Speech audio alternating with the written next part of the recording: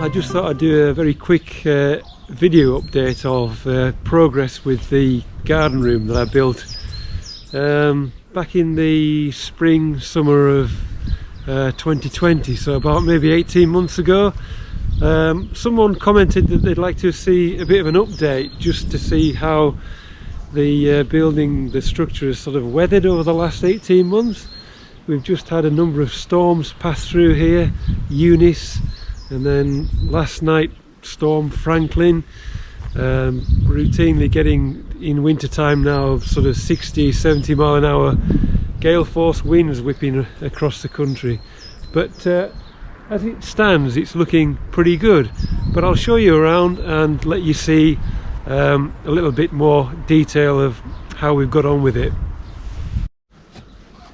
So just looking around the exterior, the Siberian larch cladding that I bought has weathered very well. After a couple of winters now, it is beginning to, the surface is beginning to wear a little bit, particularly on this weathered side of the building. You can see there the timber's going a little bit grey coloured there as the surface protection maybe has worn off.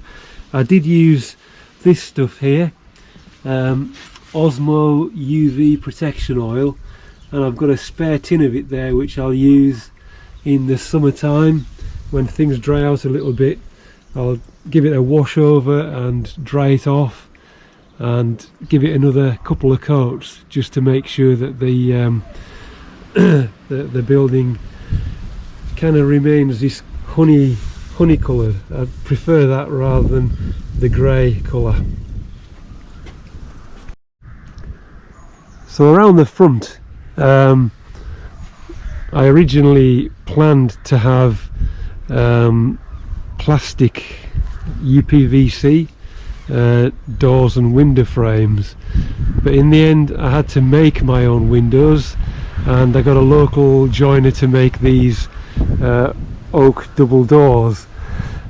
The advantage of timber for me was that I could make the windows quite straightforwardly, and obviously I gave a local joiner some much needed work, I guess.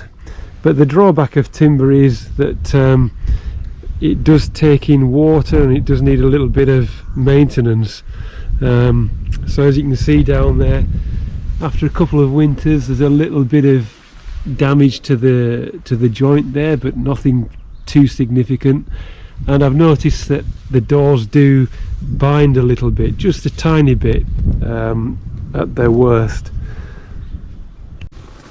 And at the back, the softwood shiplap timber back there is in pretty good shape, looking very nice. So all in all, no problems here whatsoever.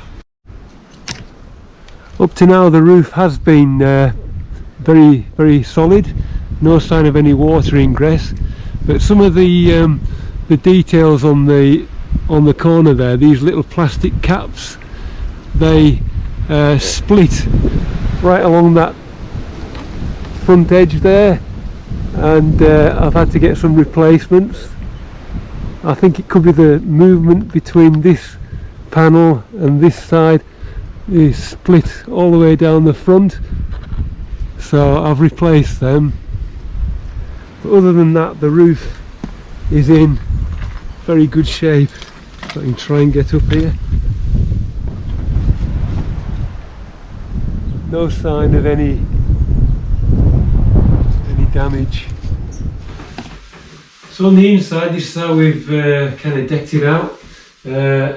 Put a little cabinet up here, making use of this bit of marble that I obtained 2 or 3 years ago now, and it's just a nice little room really. I wouldn't really have wanted it any smaller than this. It's about right for maybe 4 to 6 people you could get in here, but usually it's a nice quiet space. I guess I wouldn't necessarily go to the trouble of fitting a wood burning stove because the times that we're up here during winter, it's just as easy to use the electric convector heater. I think it's a 2.5 kilowatt convector heater. Just put it on an eco mode and it warms the room quite nicely. It's very well insulated.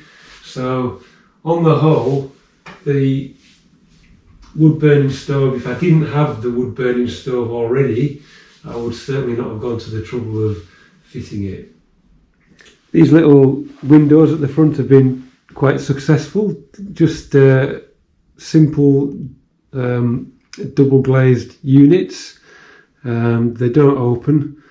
They've been very waterproof, so no problems with them. But this little opening window here has not been fantastic. It's okay, I'm not going to change it, but it does, because of its construction, it does let a little bit of water in. So as you can see there, I'm going to have to do something in the summer to, because water comes down the down the side here, hits that sill and then drops down onto the bottom. So I'm going to have to do something to kind of slope this so that the water will eventually drain away. But it's a minor issue, and it's something that I can live with for the time being. We'll just leave it on a trickle closure thing there, and it does give us a little bit of ventilation without the need to open the door. The ceiling, everything is okay up there. There's a few little cracks as the building's settled, maybe moved a little bit, but other than that, it's weathered pretty well. That's a little 2.5 kilowatt heater. It's a little Dimplex, and it's very easy to just come in, switch that on, and within a few minutes the space is quite warm. So that's the summer house. I don't regret building it for 1 minute. It's turned out really well. It gives us a nice look out over the garden. If you've got a space in your garden and you feel the need to get out of the house for a little bit and have a little bit of downtime, as I say, we don't have a TV in here, although I put an aerial outlet and a socket up there. It's a great resource to have. Anyway, thanks for watching. Please like, share, subscribe, and if you've got any comments, any questions, please put them in the space below and I'll do my best to get back to you. Cheers now, bye.